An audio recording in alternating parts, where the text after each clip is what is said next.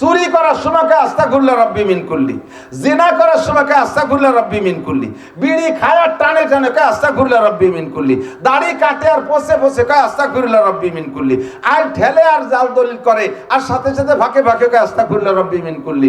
Tone মারে, মন মারে, রাস্তা মারে, খাল মারে, বিজিএফ কাট মারি খায়, পঙ্গু ভাতা বেশি খায়, ফাঁকে ফাঁকে কয় আস্তাগফিরুল্লাহ রাব্বি মিন কুল্লি। আল্লাহ কয় ইন্টারন্যাশনাল বাটপার, আন্তর্জাতিক খ্যাতি সম্পন্ন বাটপার। এই তওবা তওবা না। তওবা কাকে বলে? এদিক তাকান। যে গুনাহ থেকে তওবা করছেন ওই গুনাহ যদি মরার আগে আর না করেন, খুব বুঝতে হবে, ইম্পর্টেন্ট কথা আমার সামনে, সূচনা এখান থেকে। জিন্দেগিতে যেই গুনাহ থেকে তওবা করছেন ওই গুনাহ যদি মরার আগে আর না করেন তাহলে বুঝবেন যে তওবা কবুল হয়েছে।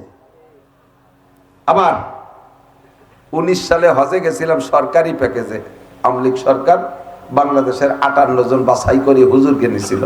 তো বড়কে নেছে, ফাঁকে আমাকে বাড়িতে গোপালগঞ্জ, সেই সুবাদে একটু ভাগ পাইছি, আমিও গেছি। আরাফাতের ময়দানে যাইয়া আমার জিন্দেগিতে বাংলাদেশে তো 56-57 বছর বয়সে কম বৃষ্টি দেখিনি, আর বহুত ছাটা বড়ার বিদ্যুৎ চমকানো দেখছি। আরাফাতের মাঠে 19 সালের বৃষ্টি আর বিদ্যুৎ চমকানো আমি জীবনও শুনি নেই, এরকম দেখিনি। সেই মরুভূমি বালু, বৃষ্টি বললে তো তার চুষে খেয়ে বেলায় দেয়। 2-3 ঘন্টা বৃষ্টিতে এই পানি হয়ে গেছে আরাফাতের ময়দানে মাজা পানি। বৃষ্টিতে তাঁবুর ভিতরে এসি মেসি নিচেতে সবকিছু ভাসায় নিয়ে চলে গেছে। আমরা এক তাঁবুতে এই 58 জন বড় হুজুর আর ধর্ম প্রতিমন্ত্রী, তারপরে 2 জন স্পিকার, বিমান মন্ত্রী, জনপ্রশাসন মন্ত্রী, আরো আরো বড় বড় অফিসাররা, ডিসিএসপি কে আমরা সে সময় গুনি নি আর কি, এই বড়কে গুনি খালি। এরকম বহু ডিসিএসপি আমাকে খাদেম হিসেবে ছিলেন, আমরা ভিআইপি হুজুর। তো ওই জায়গা বৃষ্টির মধ্যে বসে বসে প্রত্যেকে যার যার গল্প করে, এটা স্বাভাবিক। তো ধর্ম প্রতিমন্ত্রী শেখ মোহাম্মদ আব্দুল্লাহ বড় সচেতন মানুষ ছিলেন, উনি দেখলেন যে এই জায়গায় এখন ইবাদত করতেছে না কেউ, সবাই গল্পে লেগে গেছে। উনি কোন জায়গাতে হ্যান্ড মাইক একটা সংগ্রহ করে আইনা এই ব্যাটিং দিয়ে চেয়ার বানাই দিয়ে, বক্তার তোর অভাব নেই, হাবিবুর রহমান যুক্তিবাদীও ছিল, আরো সব হাটাজারি, পটিয়া, বাবুনগর, জিরি, নাজিরাট, লালবাগ, মালিবাগ, যাত্রাবাড়ি, চরমুনাই, সরসিনে, সব জায়গায় সব দলের হুজুর। তো ওই বক্তা পাইয়া এবার মাইক ধরা দিয়েছে, হুজুর আপনারা কিছু বলেন, আমরা সবাই শুনি।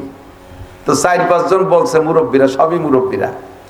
শেষে ধর্মমন্ত্রী আমার চাচা, উনি কয় বাবা শেষ বয়ানটা তুমি করো, আর আখেরি মুনাজাত করবে জিরি মাদ্রাসার মোতামিম তৈয়ব সাহেব। তা আমি এত বড় হুজুরকে বলছি, ছোট মানুষ কি বয়ান করবো, ভয়তে জিব্বেটি বেশি হয়ে গেছে। শুধু এতটুকু বললাম যে আল্লাহ পাক মানুষের কাছে আকরাবু মিন হাবলিল ওয়ারিদ, শাহরগের চাইতে নিকটে। আর হাদিসে আসছে আল্লাহর বান্দার নৈকট্য সবচাইতে বেশি হয় আরাফাতের ময়দানে। আরাফাতের ময়দানে আল্লাহর বান্দার এত নিকটে চলে আসে যার চাইতে আর নিকটে কোনো সময় আসে না। তা আল্লাহকে এবার হাতের নাগালে পেয়ে গেছি, এই হলো এক কাজ। 2 নম্বরে আমরা হজ করতে আসছি, যদিও সরকারি টাকায়, কিন্তু সরকারে আমাদেরকে হালাল করে দিয়েছে টাকা, হজ আমাদের হবে। এই হজের নাম হলো কবুল, হজের নাম আরবিতে বলে হজ্জে মাবরুর। আমরা এখানে যারা আসছি, আমরা কি হজ কবুল করাই নিয়ে যাইতে রাজি আছি? সবাই বলতেছে যে হুজুর হজ কবুল, হজ নিয়ে বাড়ি যাব। এবার বললাম আপনার এই বাইরে হজ কবুল হয়েছে, এর একটা প্রমাণ আপনাকে বুঝ নেওয়া দরকার, একটা প্রমাণ পাওয়া দরকার। এই হজ কবুল হয়েছে তার প্রমাণ কি? হজ কবুল হয়েছে তার প্রমাণ হলো আপনার এই হজের পরে, বাড়ি যাওয়ার পরে, হজে আসার আগে যে যে আকাম করতেন, বাড়ি যেয়ে যদি সেই আকাম না করেন তাহলে বুঝবেন যে হজ কবুল হয়েছে। নেতারা তো আছে, বহুত নেতা, এমপি মন্ত্রীরা আছে, দেশে থাকতে টনমন মারতেন, অ্যালার্ট ধরে মারিয়ে দিতেন। এই হজেতে যাওয়ার পরে যদি তাই না মারেন তাহলে বুঝবেন যে হজ কবুল হয়েছে। হজে আসার আগে দাড়ি কাটতেন, যার পরে যদি না কাটেন বুঝবেন যে আপনার হজ কবুল হয়েছে। হজে আসার আগে সুদে ব্যবসা করতেন, যার পরে যদি না করেন। হজে আসার আগে ঘুষে ব্যবসা করতেন, যার পরে যদি না করেন। হজে আসার আগে গালাগালি করতেন, যার পরে যদি না করেন। হজে আসার আগে নামাজ পড়তেন না, যার পরে যদি নামাজ না ছাড়েন, তাহলে বুঝবেন যে আপনার হজ কবুল হয়েছে। প্রত্যেক ইবাদত কবুলের একটা আলামত আছে। আপনার ফজরের নামাজ কবুল হয়েছে, প্রমাণ পাওয়া দরকার। যদি আমার প্রমাণ থাকে হাতে যে আমার ফজরের নামাজ কবুল হয়েছে, তাহলে আমার পরবর্তীতে ইবাদত করতে আরো আত্মতৃপ্তি লাগবে না? কথা বলেন। আপনার জোহরের নামাজ কবুল হয়েছে এর একটা প্রমাণ, আসরের নামাজ কবুল হয়েছে, আজকের ঈশার নামাজ কবুল হয়েছে এর একটা প্রমাণ। তা প্রমাণটা কি? আপনার ফজরের নামাজ যদি কবুল হয়ে থাকে, তাহলে প্রমাণ হলো জোহরের নামাজ আপনি নিয়মতান্ত্রিক ভাবে যদি পড়তে পারেন, তাহলে বুঝবেন যে ফজর কবুল হয়েছে। আসরের নামাজ যদি নিয়মতান্ত্রিক ভাবে পড়তে পারেন, তাহলে বুঝবেন জোহর কবুল হয়েছে। মাগরিব যদি নিয়মতান্ত্রিক ভাবে পড়তে পারেন, বুঝবেন যে আসর কবুল হয়েছে। কেমন কেমন এদিক তাকান। আপনার বাড়ির রাজমিস্ত্রি নেছেন, 2 জোড়া রাজমিস্ত্রি, বাড়ির বাউন্ডারি ওয়াল মাটিতে দাঁড়ায় ইট গাঁথবে। তো গেটের 2 দিক 2 জন মিস্ত্রির দায়িত্ব দিয়েছেন, একটা মিস্ত্রি একটা হেল্পার, 1300 টাকা জোড়া। এদিক কত তা জানি না, আমাকে ওদিক 1300 না খাওয়াইয়ে। তো এই গেটের 2 দিক 2 জনে গাঁথবে, সোজা ওয়াল। একজন মিস্ত্রি আর একজন হেল্পার একদিকে গাঁথছে 800 ইট। ছাত্ররা উদাহরণ মনে রাখবা, 800 ইট। ফ্ল্যাশ সাইজ এত ফ্ল্যাশ যে প্লাস্টার না করলেও চলে, তীরের মতো সোজা। এই হাতের গাঁথনি এত সুন্দর যে ওয়াটার লেভেল দিলেও সব জায়গা সমান হয়ে যাচ্ছে। এলো একজনে গাঁথছে 800 ইট, 8টা থেকে 4টা। আর একজন দেশের এই পাশের ওয়াল, তারাও 2 জনে 8টা থেকে 4টে পর্যন্ত ইট গাঁথছে 200, আর দোড়া সাপের মতো এরকম সোজা। কোন পাশ ফিলাসটা দাঁত বারবার রয়েছে, এদিকেও আগাগোড়া ওদিকেও আগাগোড়া। আপনার আরো কাজ আছে বিল্ডিং এর। এবার এই 2 মিস্ত্রির কাজ সাথে কি ব্যবহার করবেন? যে লোক 800 ইট গাঁথছে এত সুন্দর, তারা কি বলবেন? 1300 টাকা দিও আর 100 টাকা দেন, সিদ্ধি ভাষা বাজারেতে নাস্তা খেয়ে যা বাবা, কালকেও তুই আসবি, এই অল্প তুই করবি, সামনে 6 তলা বিল্ডিং করবো তাও তুই করবি। কতক্ষণ এ বলবেন না? আর এরে কি বলবেন? এরে বলবেন যে কালকে তোর আব্বারে নিয়ে আইসে এই ইট খুলবি, সিমেন্ট বালি বাড়িতে আনবি, সুজাইরে কাটিয়ে দিয়ে যাবি, আর জেন্দেগিতে যেন সিদ্ধি ভাষা গ্রামের মধ্যে তোরে না দেখি। দাতালের বেটা দাতাল, রাজমিস্ত্রি মারাইছো, বাংলা মোটা মোটা কয়েন বাড়ি দেবেন, আর বিল তো পাবি না, কালকে বাড়িতে সিমেন্ট বালি এনে কাটিয়ে দিয়ে যাবি, আর যেন জেন্দেগিতে এদিক না দেখি। বলবেন কিনা? Same quality. একজন ফজরের নামাজ পড়ছে, তাকে আল্লাহ তাআলা ওই সময় দাওয়াত দিয়ে দিয়েছে, আব্দুর রহমান তুমি কিন্তু জোহরে আসবা, তোমার ফজরের সুন্নাত, তোমার দাঁড়ানো, তোমার কিরাত, তোমার রুকু, তোমার সিজদা এত হইছে, ফ্ল্যাশ সাইড এত সুন্দর গাঁথনি হইছে, তুমি কিন্তু জোহরে আসবা। ইমাম না আসে না আসুক, তুমি কিন্তু আসো। এর দাওয়াত দিয়ে দিয়েছে। সেই লোক আবার জোহরে সুন্দরভাবে এসে নামাজ পড়ছে। আবারও কয় আব্দুর রহমান তুমি যেন বিকেল বেলা অন্য কাজে চলে যেও না, তুমি বিকেলে আসরেও আসো। আসর পড়ার পরে আব্দুর রহমান তোর আসরের 4 রাকাত নামাজ এমন লাগছে, মাগরিবটা কিন্তু একটু পড়তে এসো। মাগরিবের পরে আবার দাওয়াত দিয়ে দিয়েছে, তুমি ঈশাটাও পড়ে যেও। ঈশা পড়ার পরে বলছে ইমামও যদি ঘুমায় তাকে ফজরে, আব্দুর রহমান তুমি কিন্তু আসো। আবার আর একজন ফজর পড়ছে, পড়ার পরে তার তোরে যেন জোহরে মসজিদে না দেই। তাল নামাজ পড়তে এসো, নামাজ পড়তে এসো না, কুয়োরা উঠতে এসো।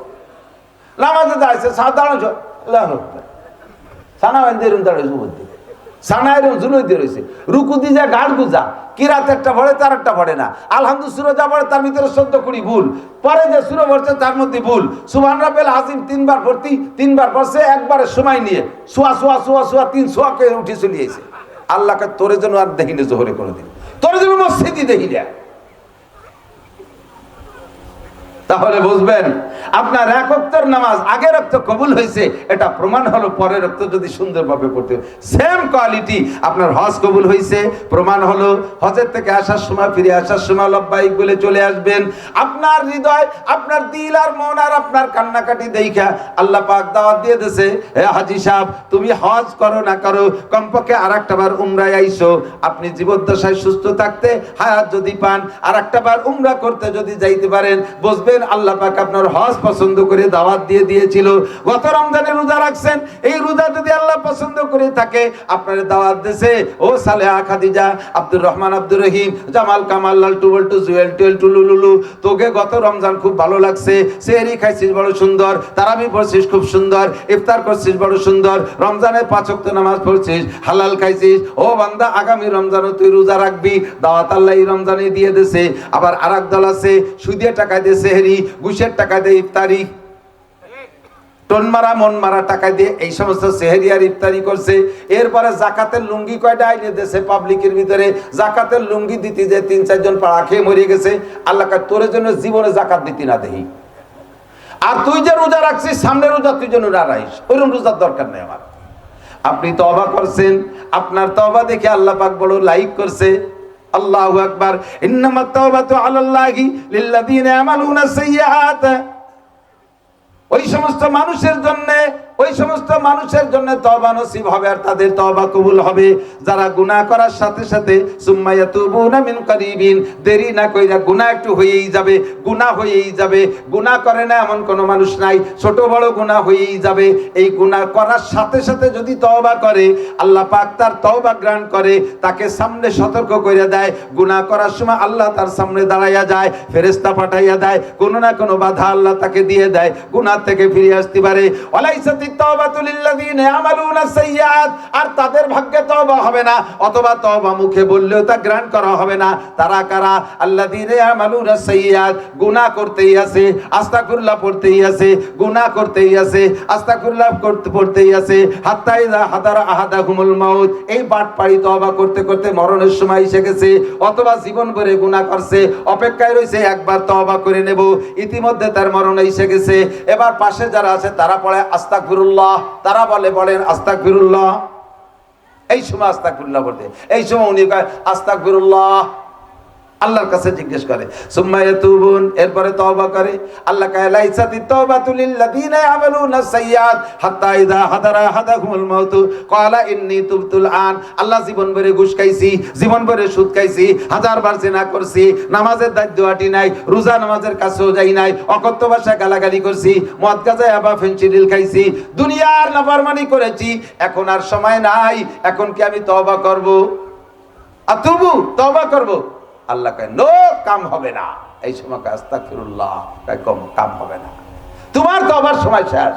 এদিক তাকান, 90 বছরে বুড়ো, নায়ের মধ্যে পাইপ দিয়ে সিলাইন খায়, আর সেই বুড়ো যদি কয় আস্তাগফিরুল্লাহ, আল্লাহ আর ডাকাতি করবো না, আল্লাহ কয় কে ডাকাতি করবো না, কয় যে বল নাই। 90 বছরে বুড়ো, ডায়াবেটিস 32, সব শেষ। এই বুড়ো যদি আস্তাগফিরুল্লাহ আর জিনা করবো না, আল্লাহ কয় করবো না, পার্সপাতি সব শেষ। এই সময় তো তোমার আস্তাগফিরুল্লাহ পড়া লাগে না, এমনি তুমি শেষ। তওবা করার সময় কখন? গুনাহ করার এনার্জি আছে, সুযোগ আছে। যতদিন পুলিশের চাকরি করছে অতদিন ঘুষ যেখানে পাইছে সেখানে আইতে ধরছে, চাকরি যখন ছুটে গেছে রিটার্ন, সেই সময় আস্তাগফিরুল্লাহ, আল্লাহ আর ঘুষ খাবো না। কে খাবো না? কয় চাকরি ছুটে গেছে। এই যে তওবা, এ তওবা তো তুমি সুযোগ নাই, তাই তওবা। মেম্বারশিপ এবার 6 ভোটে ফেল করছে, আল্লাহর কোনোদিন বিজিএফ কার্ড বেঁচে পঙ্গু ভাতা, বয়স্ক ভাতা করতে যার কোনোদিন পয়সা খাবো না, কে খাবা না? এবার মেম্বার অতিবারই নেই। তাহলে এই তওবা না, তওবা হবে গুনাহ করার এনার্জি আছে, শক্তি আছে, সুযোগ আছে। এই সময় যদি তওবা করো তাহলে তওবা। আর এখান থেকে ফিরে আসো, ফাউলাইকা ইউবাদদিলুল্লাহু সাইয়্যাতিহিম হাসানাত। একটু মনে রাখবেন, যে কথাটা বলবো বলে এখানে আমি এতক্ষণ পর্যন্ত নাড়াচাড়া করছি, বাকি জিন্দেগিতে যত গুনাহ করেছেন আজকে এখানে বসে তওবা করেন আর সিদ্ধান্ত নেন সামনে গুনাহ করব না, আল্লাহ পাক আপনার সমস্ত গুনাহ নেকি বানায় দেবে। কম হয়ে গেল নাকি? তো সুবহানাল্লাহর সাউন্ড একটু কম পাইছি। খুশি আছেন না বেজার হইছেন? বলেন আলহামদুলিল্লাহ, সুবহানাল্লাহ, আলহামদুলিল্লাহ, আল্লাহু আকবার, ওয়ালিল্লাহিল হামদ। সব প্রশংসা কার? এত নাফরমানি করি আল্লাহ পাক এক কথায় মাফ করে দেবে। কি দায় ঠেকছে যে আল্লাহ আমাকে বানাইয়ে। কিন্তু চলে আসেন জায়গায়। নবী পাক যখন আয়াত পড়ে শুনাইছে, ইন্নাল্লাহা লা ইয়াগফিরু আইয়ুশরাকা বিহি ওয়া ইয়াগফিরু মা দুনা যালিকা লিমান ইয়াশা, আল্লাহ তাআলা শিরকি গুনাহ ছাড়া সব গুনাহ maaf করে দিবেন। বলার পরে সাহাবায়ে কেরাম বললেন, হুজুর সব গুনাহ maaf করে দিবেন তো হুকুকুল ইবাদ, মখলুকের হক যদি কেউ নষ্ট করে তাতেও তো গুনাহ হবে, এই গুনাহ কি মাপ? হুজুর বললেন, এবার শোনো, আতাদরুনা মানিল মুফলিস। আমার দিক এতক্ষণের ওয়াজ যদি নাও শোনেন, আমার আজকের ওয়াজের শেষ এইটুক। মাঝে মাঝে বলে থাকি, ওয়াজ করার গাই দোয়ানো একই রকম। গাই দোয়াইতে গেলে যাইয়েই বান্দরে টান দিলি দুধ বেরোয় না, বাসুইতে বানানো লাগে। বানানো লাগে না? তো পানায় আগে না দোয়ায় আগে? এবার বানানো হয়ে গেছে, দোয়ানোর সময় যদি বালতি সরাই নিয়ে যায় দুধ বাড়ি যাবে? ওয়াজের সিস্টেম শুরু দিয়ে যে কথাগুলো, এগুলো পানায় নিয়ে কথা, দোয়ানোর টুক শেষে। পানালেন বইছে বইছে আমার সাথে একসাথে, কিন্তু দোয়ানোর সময় যদি আপনি বালতি নিয়ে চলে যান তাহলে বইছে লাভ নাই। আসল জায়গায় আসেন। আল্লাহ বড় মেহেরবান, আল্লাহ বড় মেহেরবান। আল্লাহর কথা শুনলে আপনি আশ্চর্য হয়ে যাবেন। আল্লাহ কি বলেন? ইনতাজতানিবু কাবাইরা মা তুনহাউনা আনহু নুকাফির আনকুম সাইয়্যাতিকুম। ও বান্দা, কবিরা গুনাহ থেকে যদি বেঁচে থাকতে পারো তোমার যোগ্যতায়, জিন্দেগিতে যত সগীরা গুনাহ করবা আমি আল্লাহ তাআলা বিনা তওবায় ক্ষমা করে দেব। কি মেহেরবান আল্লাহ! এই সগীরা গুনাহ মাফ করার জন্য তওবা লাগবে না, শুধুমাত্র 5 ওয়াক্ত নামাজ। আমার দিক 5 ওয়াক্ত নামাজ, 2 জুমা 2 শুক্রবারে, আর রমজানে 2 শুক্রবার, মানে সারা বছর মধ্যে খালি 2 শুক্রবার না, প্রত্যেক শুক্রবার, আর বছরে 2 রমজান। সারা জিন্দেগিতে যত রমজান আসবে, রমজান টু রমজান মাঝে 11 মাস, জুমা টু জুমা মাঝে 6 দিন, আর 5 ওয়াক্ত নামাজের মাঝখানে গ্যাপ। আমার হাতের দিকে তাকান, এটার মাথায় ফজরের নামাজ, এটার মাথায় জোহর, আসর, মাগরিব, ইশা। প্রত্যেক মাঝে 2 নামাজের মাঝখানে এই সাইজের গ্যাপ কিনা? ফজর এইটার মাথায়, জোহর এইটার মাথায়, মাঝখানে মাঝারি গ্যাপ। আসর, মাগরিব, ইশা পর্যন্ত ছোট ছোট গ্যাপ। এইটার মাথায় যদি ইশা আর এইটার মাথায় ফজর হয়, সারা রাতের লম্বা গ্যাপ, ঠিক না? এই 5 ওয়াক্ত নামাজের মাঝে যত গ্যাপে যত সগীরা গুনাহ হবে, আর 2 শুক্রবারের মাঝখানে 6 দিনে যত সগীরা গুনাহ হবে, 2 রমজানের মাঝখানে 11 মাসে যত সগীরা গুনাহ হবে, এই 3 প্রকারের ইবাদতের মাধ্যমে আল্লাহ তাআলা সব সগীরা গুনাহ মাফ করে দেবে। শর্ত হলো কবিরা গুনাহ থেকে আপনাকে বাঁচতে হবে। কবিরা গুনাহ আল্লাহ তাআলা বিনা তওবায় মাফ করবে না। তাই এবার আল্লাহ কি বললেন? ইন্নাল্লাহা লা ইয়াগফিরু আন ইউশরাকা বিহি ওয়া ইয়াগফিরু মা দুনা যালিকা লিমান ইয়াশা। শুধু শিরকি গুনাহ বাদে আর যত কবিরা গুনাহ আছে, তোমার যে কোনো ইবাদত দেইকা, যে কোনো ভালো কাজ দেইকা, অথবা তোমার আস্তাগফিরুল্লাহর বদৌলতে আমি সব সগীরা গুনাহ মাফ করে দেব, কবিরা গুনাহ মাফ করে দেব। তবে শিরকি গুনাহ, এবার আসেন, শিরকি গুনাহ থেকে বাঁচতে হলে তওবা তো করতেই হবে, তওবা কইরা আবার নতুন করে কলেমা পড়তে হবে। শিরকি গুনাহ বুঝতে একটু বাকি থেকে যাচ্ছে, চেহারায় বুঝতেছি। যদি আপনারা বিরক্ত বোধ না করেন, আমি কি 2 কথা বলে যাব? আল্লাহর অস্তিত্বের সাথে সমখুঁটি কেউকে মনে করা 1 নম্বর শিরক। যেটা ইহুদিরা মনে করে যে হযরত উযায়ের আলাইহিস সালাম আর উযায়েরের মা, উযায়ের আল্লাহর ছেলে আর উযায়েরের মা আল্লাহর স্ত্রী। কি মানে? আল্লাহ তাআলা উযায়েরের মায়ের সাথে যৌন মিলন করে গর্ভ ধারণ করাইয়া সেই গর্ভের সন্তান পয়দা দিয়েছে উযায়েরকে। এইটা মুসলমান বলে না।